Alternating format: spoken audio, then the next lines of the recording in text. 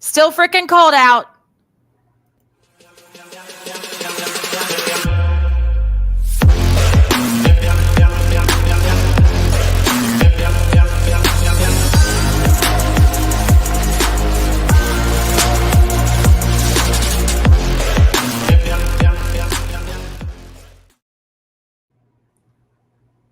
Hey, hello everyone. Happy hump day. And welcome to Pardon Me, Alex, the only lumberjack basketball podcast in the market. I'm Alex. That pretty girl over there is Jacqueline. And it is finally above freezing. I saw your little note. Yep. It's still cold. My nose is still red, but it is above freezing. So 2 thumbs up. I know. I have a feeling this weekend it's going to go back to cold. I was hearing it's going to freeze again. Yeah, I think Saturday night it's going to be freezing again. Yeah, low on Friday is 22, low on Saturday is 26. So, ayo. Yay. At least it's a cold sunshine. The sun will be out, so it's not like dreary and depressing cold. So that's something, right? That's something. Okay, well, you guys, if you listened to the podcast we did yesterday afternoon, we already talked about our fun weekend adventures. So if you're just dying to hear about those, you can go back and listen to our podcast yesterday when we talked about Utah State, or Utah Tech, sorry. There's too many Utahs. Too many Utahs. For such a small state, too many Utahs in our conference.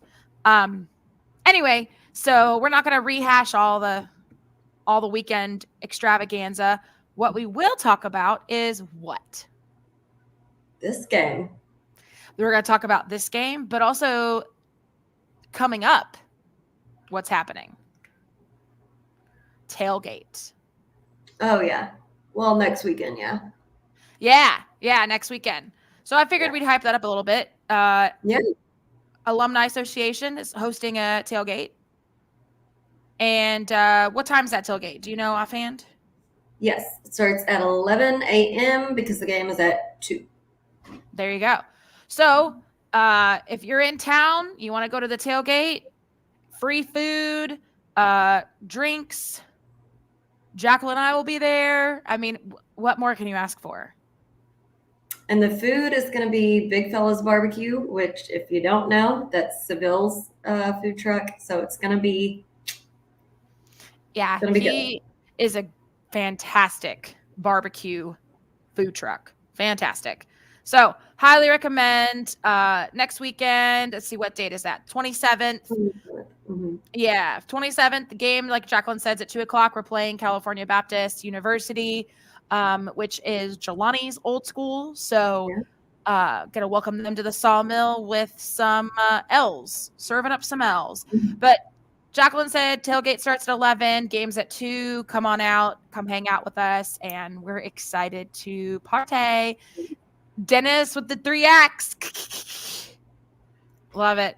You gonna be there, DDT? Let us know. I hope so. Exactly. And I wrote on the notes that was Ambassador Weekend, but that's wrong. Ambassador Weekend's in February. That was my bad. It's board meeting weekend, though. Board meeting weekend. Okay, there's too many weekend.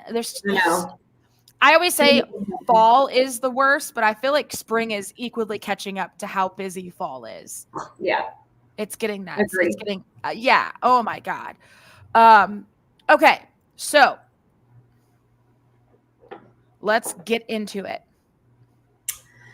Let's go. So for history background info going into this game, we had 0 wins and 3 losses against Southern Utah the times that we played them. So our last matchup was January 14th of 2023. We lost 58-67 in Cedar City. So we got no largest or smallest margin of victory because we never beat them. going into this game. Which is wild. I guess I'm fever dreaming. I could have sworn that we beat them at some point, but clearly not. Yeah. So the time had come for us to get the dub there. Yeah. Thank God. All right. So going into WAC standings, a little shakeup at the top of the standing. Grand Cayman still absolutely crushing every frickin' buddy. They're on a 13 win streak, which is in Division 1 pretty good. Pretty good. They're 6-0 in WAC conference. They've only lost a single game. One game.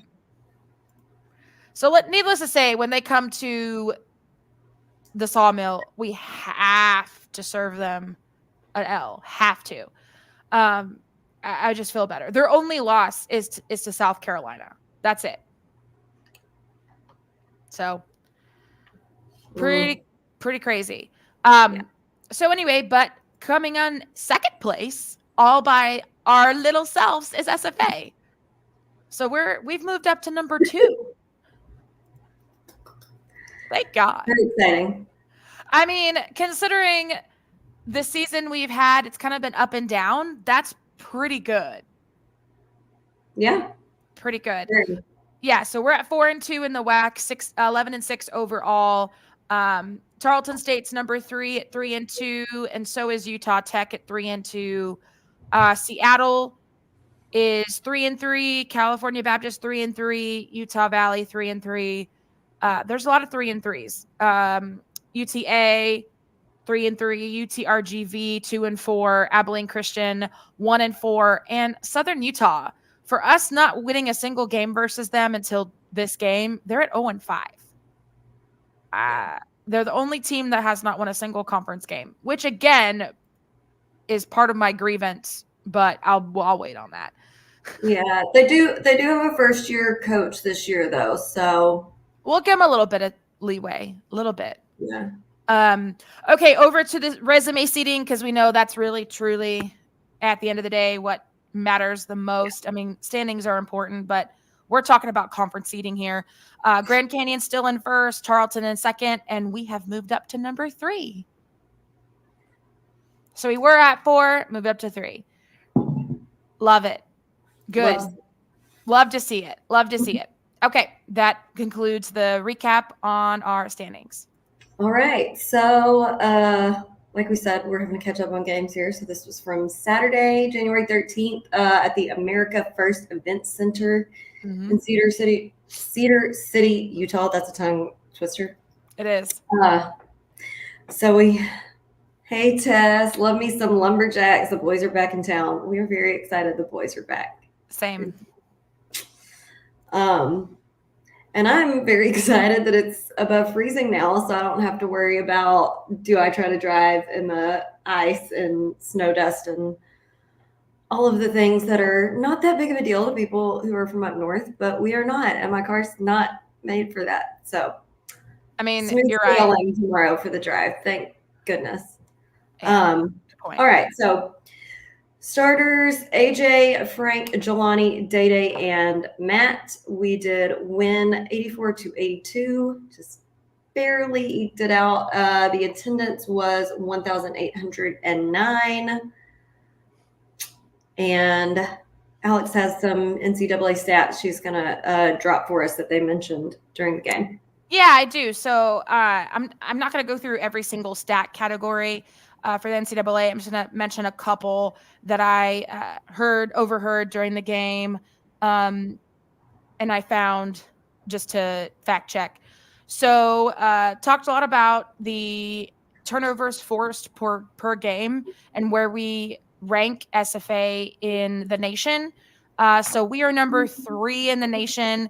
There's only 2 schools ahead of us, UTEP and FIU, on turnovers forced per game. Pretty high average of, let's see, was it 18.65. It's pretty good. Pretty good. Yeah. I know. One of the other statistics that they mentioned during the game was bench points per game. I can't even talk. Bench points per game.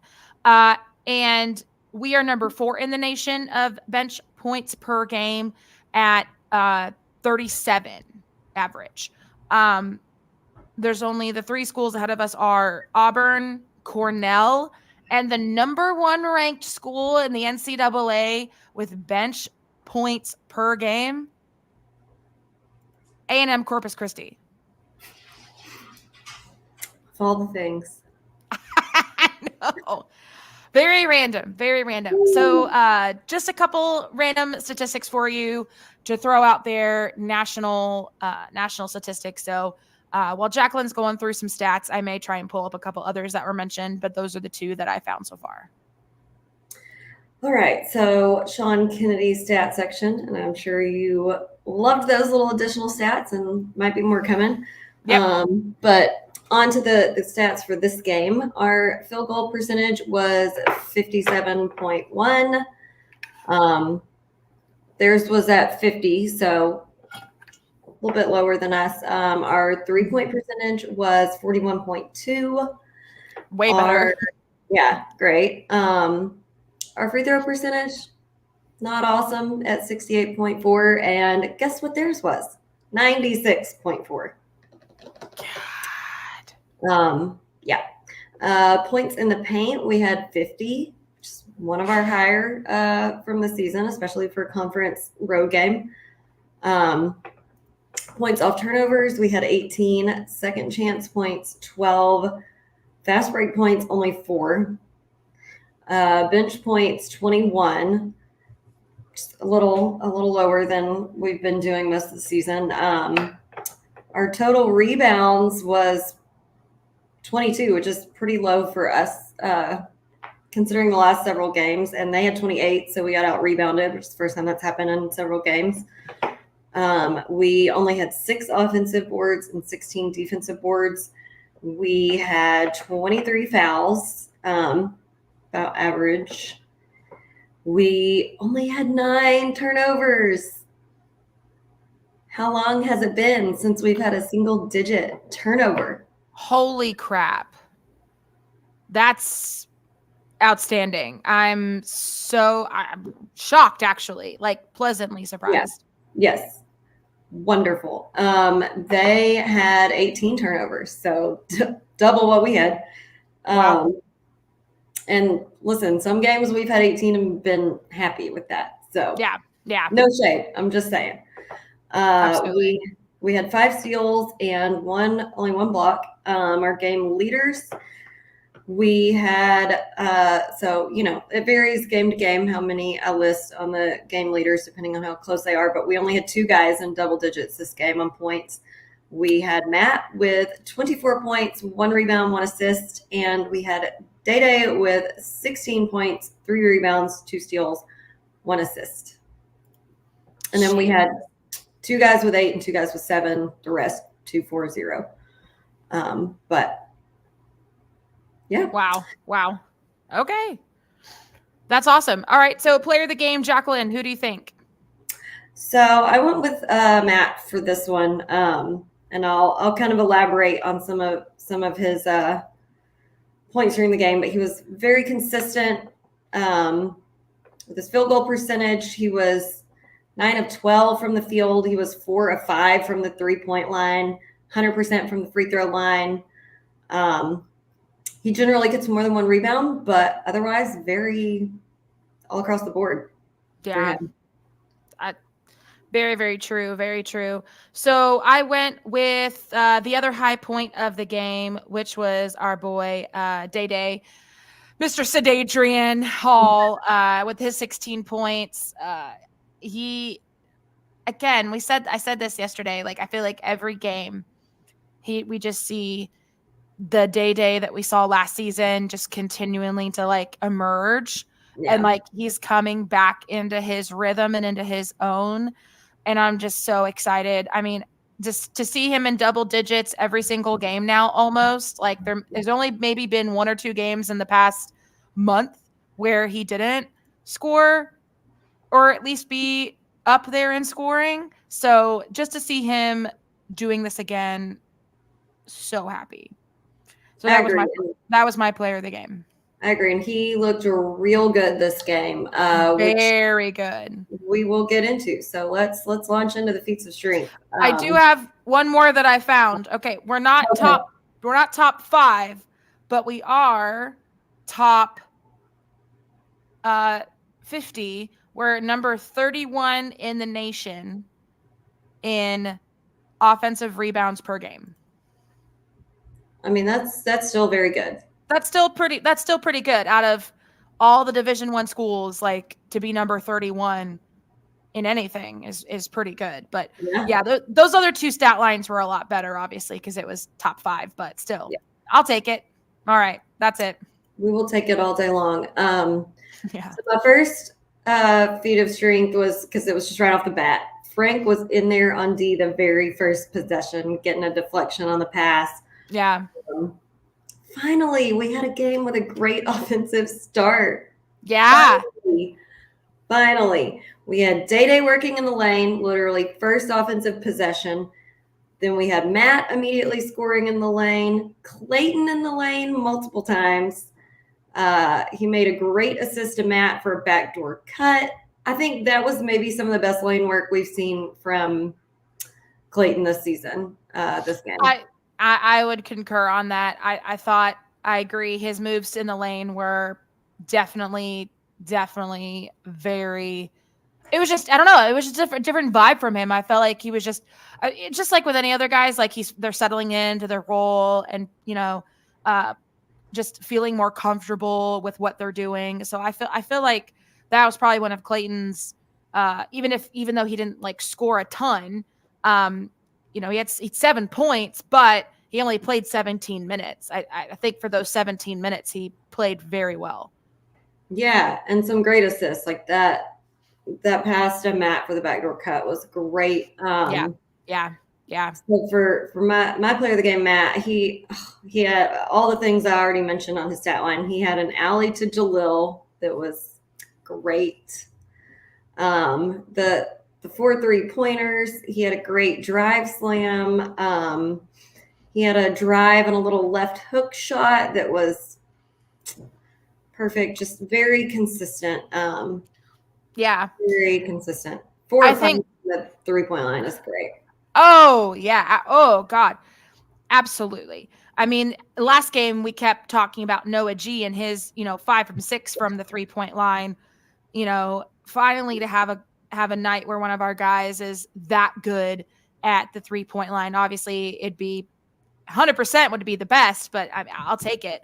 One of my favorite moments of the game was when Trell, who is thankfully back in the game, slowly but surely, a little bit at a time. Absolutely.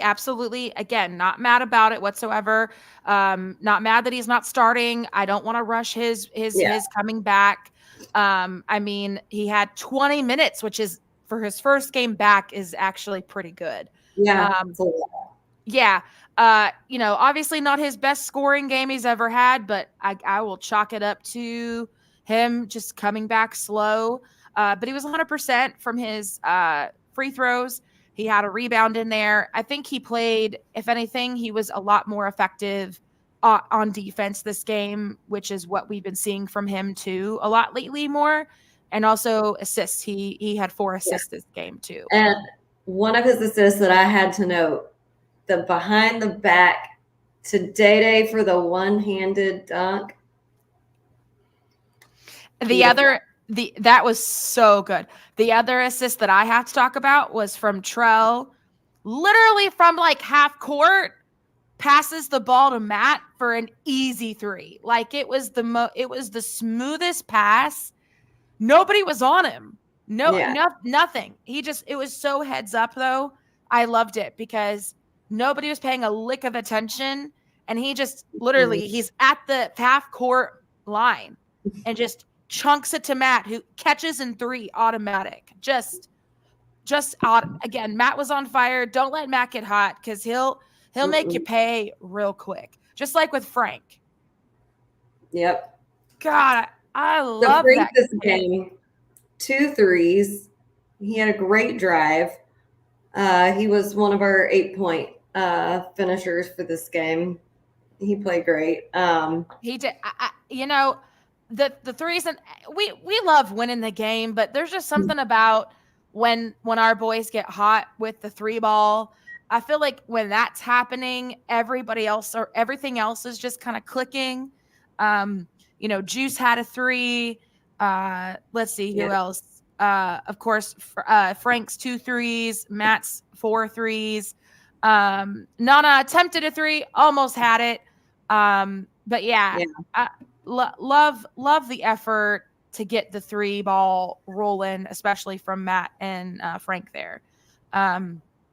Juice was just on fire again with just all over. He's always on fire, all over the court. That boy, all over Juice the court. Had a great game. I had a lot of notes on him. He only had 1 steal, but it was a beautiful steal. It was a noteworthy steal.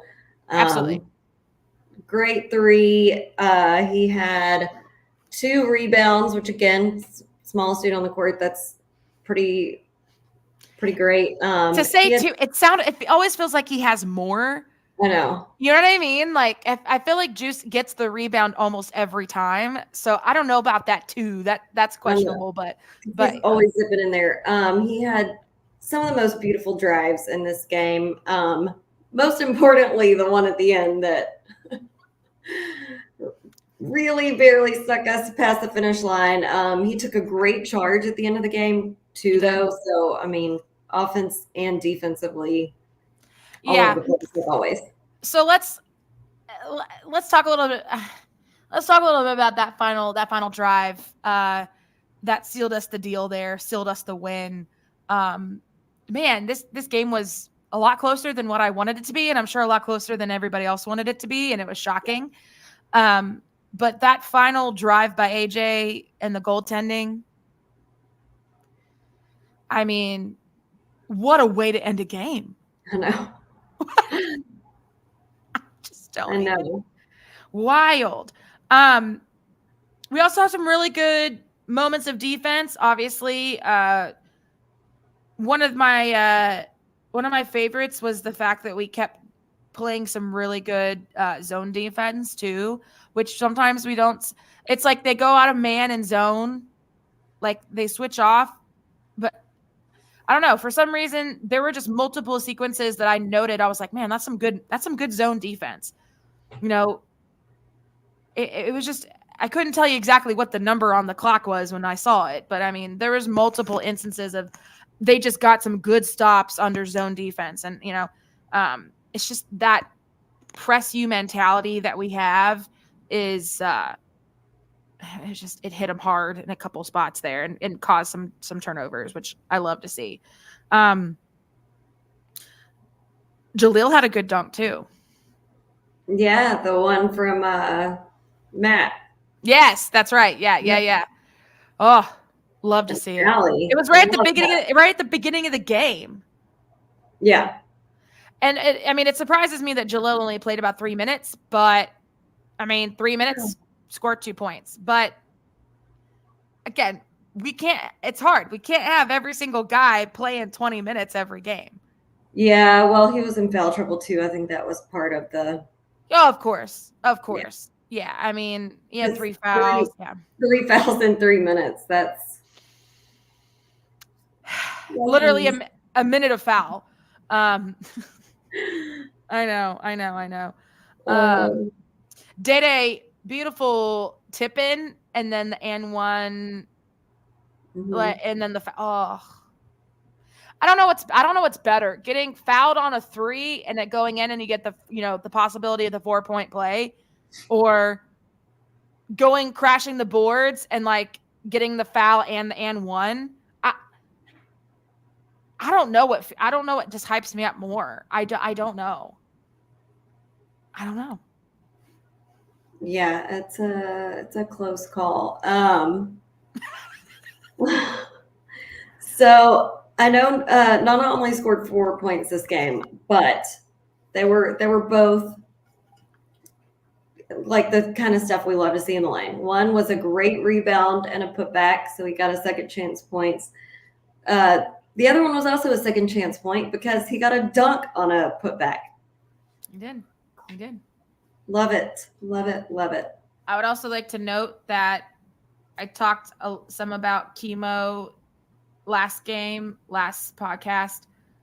Just stop trying to get points and lay up the ball or shoot a three. He did prove me wrong a little bit. He made a field goal. He got 2 points there, and then he was perfect on his free throws. He had 4 points. So. The two that he scored from the field was a great drive. It was. I literally, as soon as he did it, I said, "Chemo layup, proving me wrong, kid." I was just like, fine, probably heard me talking smack. If that's what you need, fire under your belly to score and kick some ass, then I'll do it every time.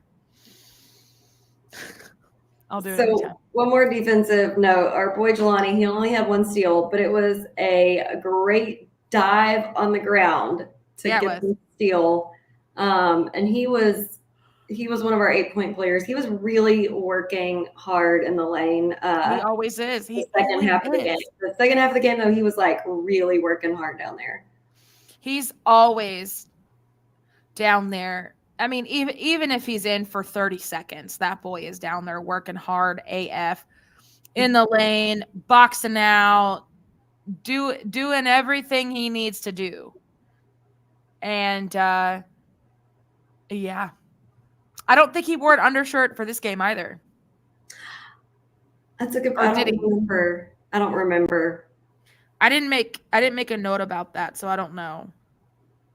Anywho, that's all I had. That's all I had too. We were right on the same page. All right. So next section, you guys. Let's go.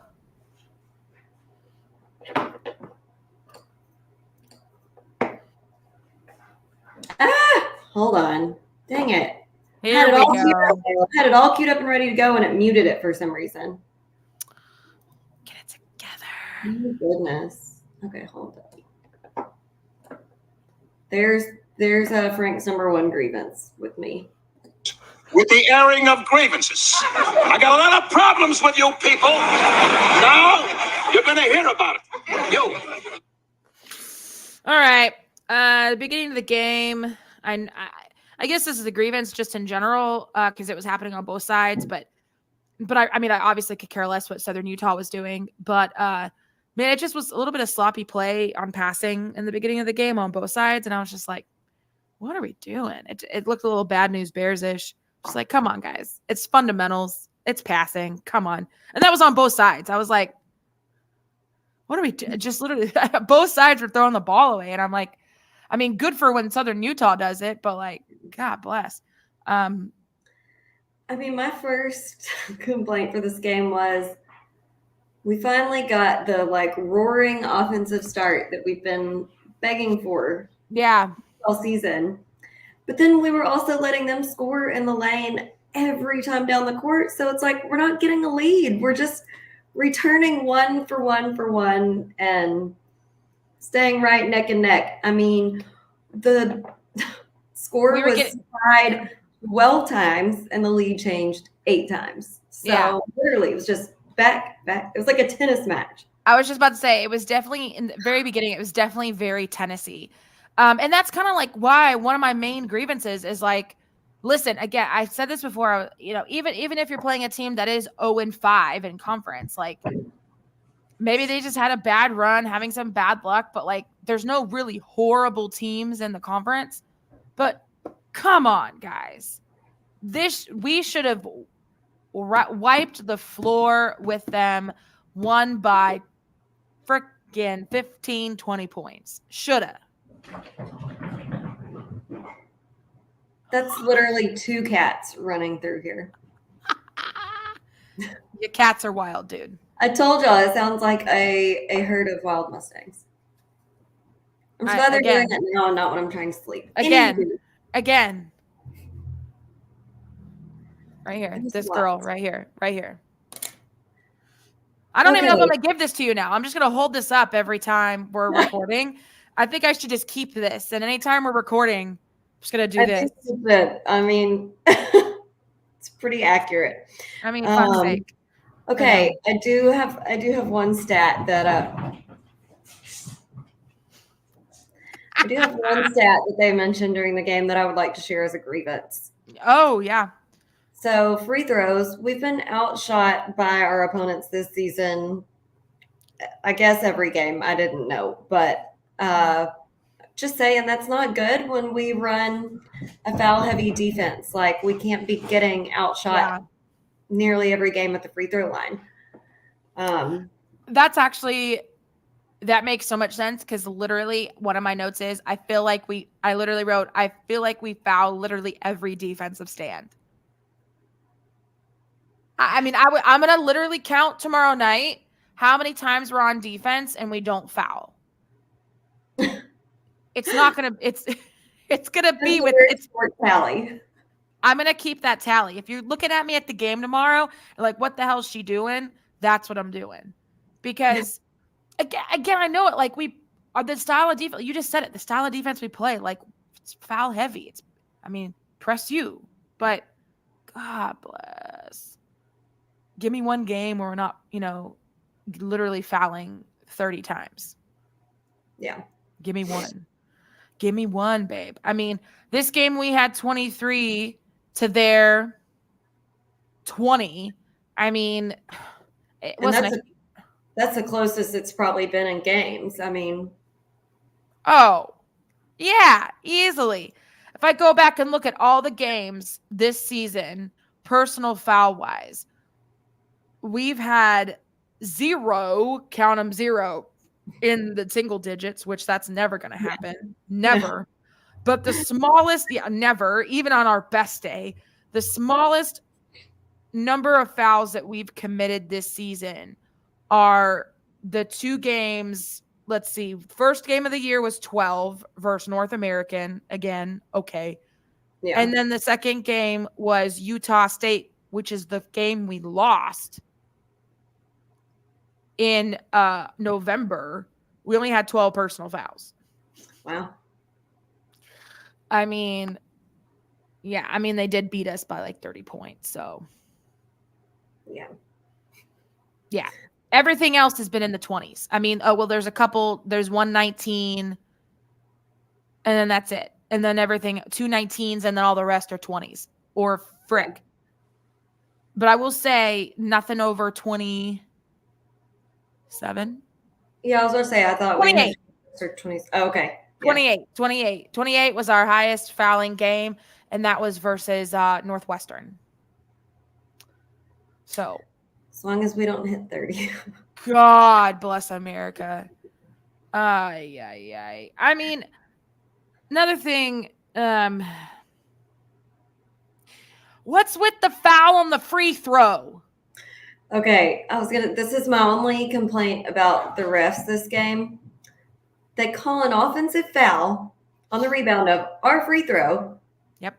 But then they don't know who the shooter is. I'm like,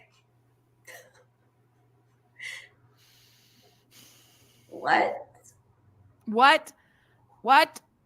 And then my grievance specifically though was, I'm trying to remember who it was. I don't know if it was one of our bigs, I think, or Krishan. I can't remember. That I think made the foul, stepped over the line on the free throw. Oh, maybe it wasn't CC because I don't think he shot any free throws. No, well, not him shooting, like he was on the sides. Oh, okay. Yeah. Like he crossed over too fast. I'm like, come on, man. Fundamentals. What are we doing? Like, oh, God. So I only have one complaint left on our actual guys. They just allowed too many open threes. And I know I say that like every game, but I felt like they made so many more threes than us. But I swear to you, it was because every one almost was like wide open. And I'm like, yeah, House can shoot threes, Ford can shoot threes, Young can shoot threes. And y'all are just letting them have an empty, wide open three. Yeah. And in all factuality, the most one of their players made was 3 out of 6. But it felt like a lot. It feels each wide open 3 feels like 2 threes. Oh, no, I agree. I agree completely. And I think it's just, I don't know. Again, it goes back to the defense that we play and this, that, whatever. But God, those wide open threes, I feel like just hurt more. Yeah. Oh yeah. Than a contested three. Because at least they're getting their hand in there and playing some defense somewhere. But just the wide open, like literally could have counted to 10 and then shot the ball. Yeah. It definitely hurt. I agree, it hurts worse. I think my only other grievance, other than just like in general, I feel like we could have easily beat them by way more than 2 points. Again, love the W. I'll take it. A win is a win is a win. I'm not mad about that aspect of it. I mean, but the fact that we had 50 points in the paint and only won by 2 points is just. I know. I agree. Blew my mind. And here's my point about the 3-pointers. They only had 28 points in the paint. Yeah. Like a good percentage of their points came from 3-pointers, I feel like. Mm-hmm. Yeah, yep. They had almost as many points from the 3-point line as in the paint because they had 7 3-pointers, so 21. They only had 7 less points from the 3-point line than they did in the paint. That's wild. Mm-hmm. That's wild. Yeah. And another thing, too, is I feel like this game, I'm not sure. I don't know, but like we only had 6 offensive rebounds. Like that's another thing that just grinds my gears is be in there, crash the boards, like get the offensive rebound. Like I don't know why, but like it's just that bugs me so much. I don't know why. It could be any team, and I'm like, get the offensive rebound. It's right there. Get the put back. Boom. Like it almost feels like it's there for the taking, but I know. And we had 56 field goals. So you think we got more than 6 rebounds, but that's what I'm saying. I think that's, you say it more eloquently than I did. Like, which I mean, okay, granted, so we made 32, but there were 24 field goals up for the taking, 24 rebounds, and we only got a fourth of them. Yeah. See, yeah. You're better at the numbers and the math, but like, yeah, it's Sean. We've always struggled with offensive rebounds. No idea why. Like it's not Keller's mentality, maybe.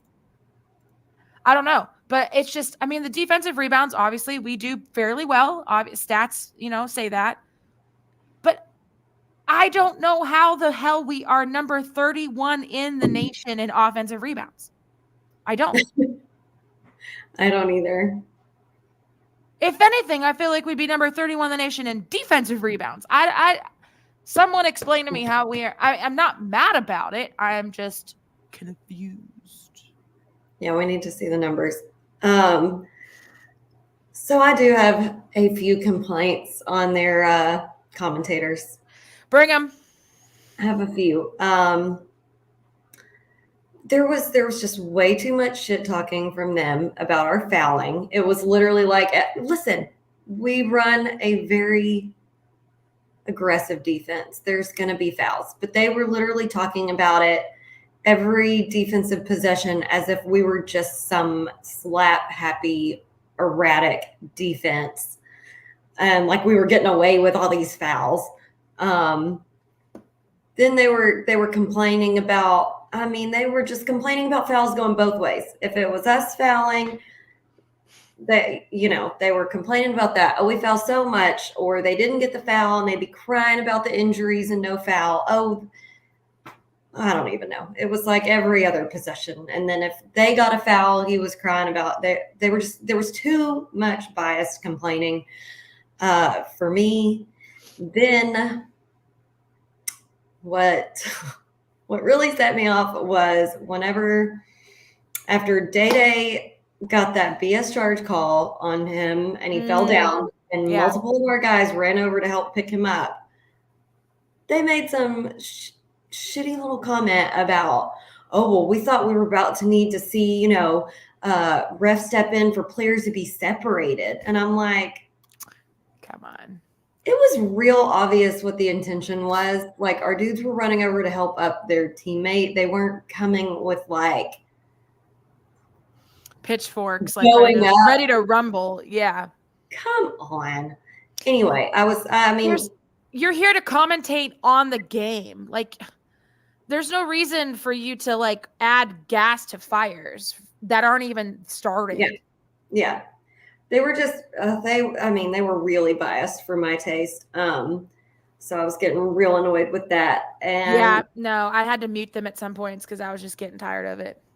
But I will say one of them made one funny comment that I did giggle about, and I made a note. One of them said, "Keller's never seen a dead ball he doesn't like for a substitution." I remember him saying that. I giggled. Because literally I don't think he missed one dead ball this game for a substitution opportunity. However, I will say, I feel like he was more consistent with the substitutions this game as far as putting in 5 and 5 and kind of keeping like a consistent group. So I feel like that's why we were much more consistent on offense, because we at least, like, it was one whole group went in at a time. So they knew where they were supposed to be at and what part of a play they were supposed to be running, instead of automatically every 2 seconds. And then it's like, where am I supposed to be? Who am I guarding? What am I doing? I don't know. That's a really good point. I mean, it kind of reminded me of like hockey substitutions where they would like line change the entire line. Yeah. Which is what makes sense. I mean, when you have a line in hockey, those guys all play together all the time. So when you line change it up, it just makes the most sense because they have a good chemistry, you know? Actually, Sean was, when I said the stat about number 31 in the nation in our offense, wondering the same thing. He had to go check the stats because he was in display again. Same. When they said that on the freaking the broadcast, I was like, timeout. That's why I literally made the note so I would remind myself to go and check before this podcast. I was like, there's no way. Like, there's no way that we are top 50 in the nation in offensive rebounds. Again, I would have believed it if it was defensive, but what? And lo and behold, there she blows. Clearly, everyone else in the nation also sucks at offensive rebounding. I don't know. That shook me and threw me for a loop. But hey, I'll take it, I guess. One comment from Cat Fan, your favorite cat. He says, not going to submit a grievance about Jack's favorite cats from Huntsville. Sam Houston is 3-0 in Conference USA play. Good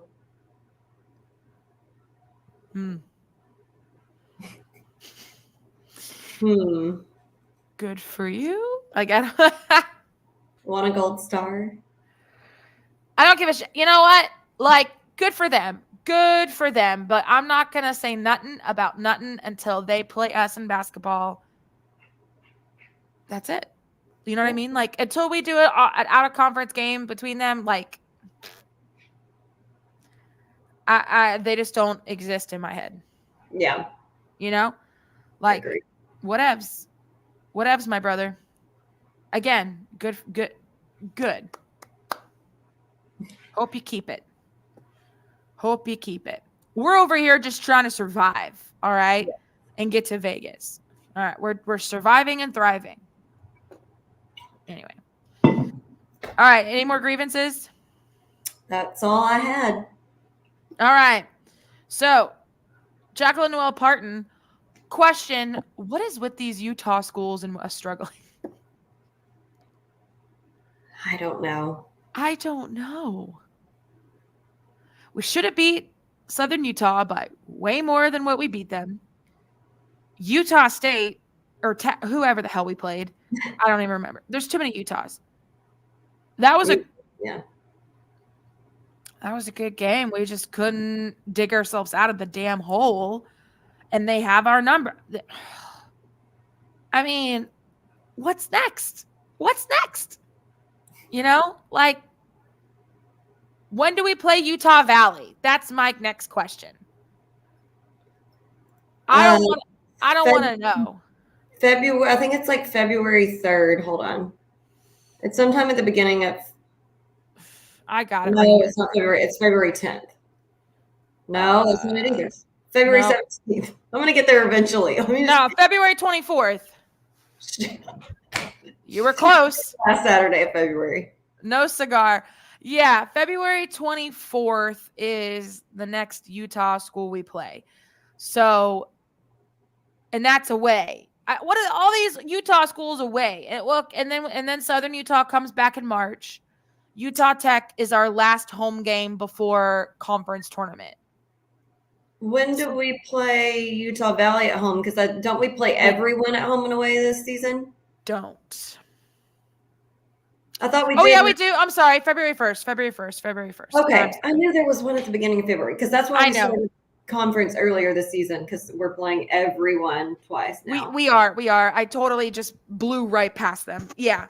So we literally have a stretch where we play 1, 2, 3, 4 games at home in a row, which is great. Yeah. Love to see it. Anyway. Lots of driving for me those 2 weeks. But you will be driving. You'll be putting some miles on your car, babe. Putting some miles on your car. All right, Jacqueline, let's hear it. One word to describe the entire game. Go.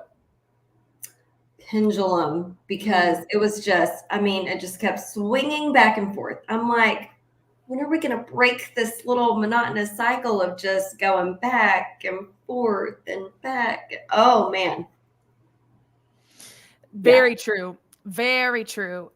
So my word was gritty, and I'm referring to the last, 5,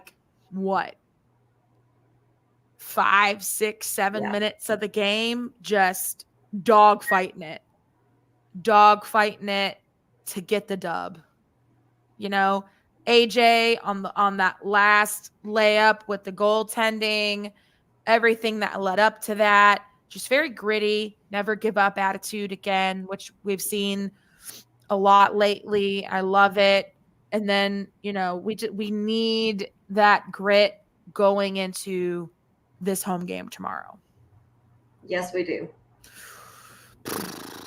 I don't know why I get so this is why I have acid reflux. because of this team, not just this team specifically, just SFA basketball, but also this team. I think it's just because we know them so well that I get more anxious and nervous about games now. Yeah, because we feel more personally invested. Yeah. And it's I'm excited. I'm ready. They're giving away another Croc thing for my shoe. Nice. So I'm ready for my next Croc giblet, whatever the hell they call it. But I just get so nervous. Anyway, I'll be all right. I'll take a Prilosec. I'll be all right. Anyway, I've been trying not to drink as much during the games because I feel like that's just not a good recipe. But I may have to have a couple during this game. I don't know. Anyway, all right. Game tomorrow at home. Seattle U is our next game. Tomorrow night, the 18th, 6:30 game. Obviously, you can watch it if you can't come in to the game physically in person. You can always watch it on ESPNU, or if you're driving, you could always listen to Rob. Highly recommend listening to Rob. Yeah. He's the best of the best, honestly. Some other notes about Seattle U. Currently, they are 10-7 overall total. They've played these teams as follow.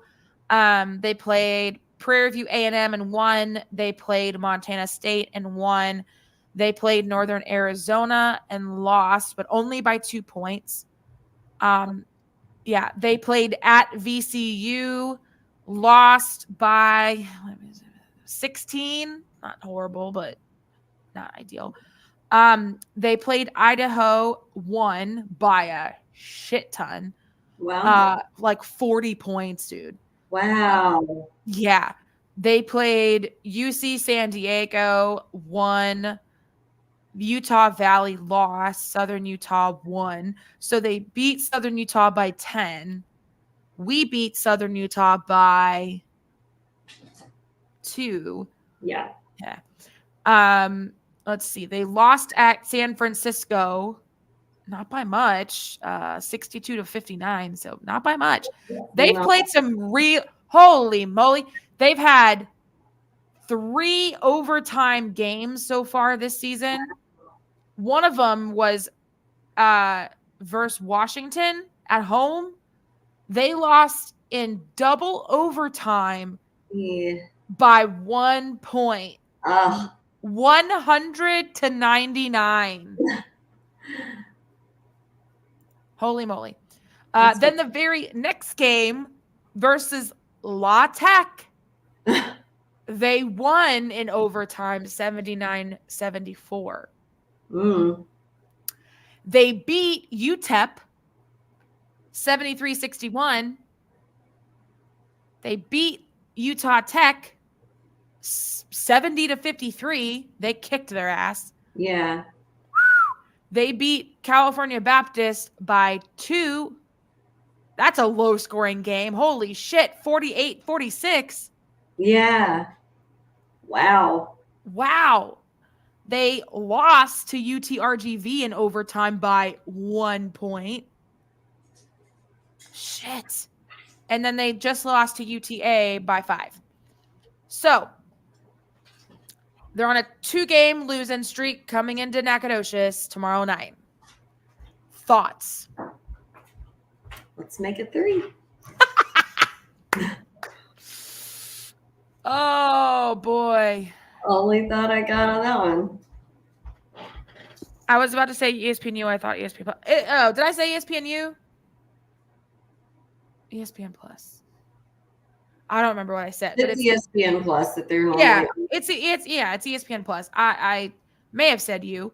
I don't know what I said.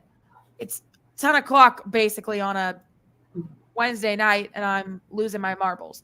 So, SFA obviously again playing Seattle U, big home game tomorrow night in the Sawmill, 6:30 Central. If you're not there, why the hell not? And if you can't be there, watch it on ESPN Plus, listen to Rob on the radio, yada, yada, yada. One of my favorite Seinfeld phrases, by the way. Yeah, I know. I just had to say it for you. All right. So big game. Like I said, big game tomorrow. All right. So to wrap things up, reminders, go check out our store. We have all the shirts, all this. It's cold AF. This sweatshirt right here, modeling it for you all. It is wonderful. It is so soft and fuzzy on the inside. I know y'all can't see that, but you can just see how soft that looks. What's the warmth level? Like, what's the warmth level? It's like perfect because I do feel very warm in it, but not like too stifled, you know? Yeah, like you're not sweating wearing it. Right. Okay, good. Yeah. It's very soft. I love that. The contrasting little hoodie strings. I agree. So go check out our store. If you're listening, you need some new SFA merch. You need some new Nacogdoches merch if you're rocking it like Jacqueline. You need some basketball merch. It's all on there. Just go to our social media pages. The links are all there for our website and for our merch store. T-shirts, sweaters, jackets, hoodies, pullovers, crew necks, tank tops, if you so desire. Yeah. Hats, hoodie, all of it. All of it is there. All of it just waiting for you to come and get it. Coming up also, like we mentioned at the beginning of the podcast, at the end of the month is the SFA alumni tailgate. January 27th versus CBU home game with the Alumni Association. Free drinks, free food for the first, I think, 100 people. Great food. Come on out. Come hang out with Jacqueline and I. If you want to come down to Nacogdoches, it'll be a good time. And then, of course, last reminders are making sure that you follow us on social media. You like and subscribe on all of our podcasts, all of our sources, all of our streams, all the things. We love you. Thank you.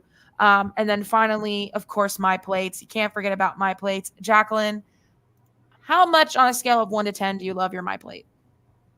12. Correct answer. Yeah, we love our My Plates so much. If you're interested in going online and purchasing a My Plates, either for yourself or someone in your life that you love so much, and that's a lumberjack, easy peasy lemon squeezy. You just go to www.myplates.com/lumberjacks. You can actually get yourself a $50 rebate. You can get 1 year, 3 year, 5 year plans. Anything that you purchase, whether via background only or a personalized SFA plate, any of those, money goes back to SFA Athletics. So it's a really easy way to support your lumberjacks. Same thing whenever you purchase a Fredonia Purple Lights beer. Anytime you purchase a Purple Light, either draft or can, money goes back to SFA Athletics as well. So whenever you're in town, go to the brewery. We just reopened today with our brand new tap room, our brand new bar, and it is phenomenal. I'll be posting way more pictures and so many more videos this week, the next couple days, of the new tap room and bar. So go in there, grab your Purple Lights. If you're at any of the games, home games, men's, women's, if you're in town for any other sport, baseball, softball, you can get a Purple Lights at any of those games as well. So support your Jacks and drink Purple Lights. Okay, that's it for our reminders. Man, oh man, I'm ready for some home basketball. We've missed it. Me too. Ready to get it going again and get hyped up. Man, all right. So it's 10:01. It's time to go to bed. It is a crisp 36 degrees out, and we are ready to rock. You ready to see? Ready to see you tomorrow. You ready? I'm too. Yes, very. Ready for the sign. I know y'all can't see this one now because he's rubbing on my chair, but oh Jesus, oh Lord. Here. Okay. Oh Scotty. All right, guys. Hope you have a wonderful night. Stay warm. Stay cool. And as always, axe some jacks. With Alex and Jax.